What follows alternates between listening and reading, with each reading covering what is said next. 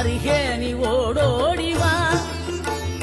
மூவிரண்டு முகம் ஜொலிக்க ஆறிரண்டு கரங்களுடன் ஆதரவு தர ஓடிவா.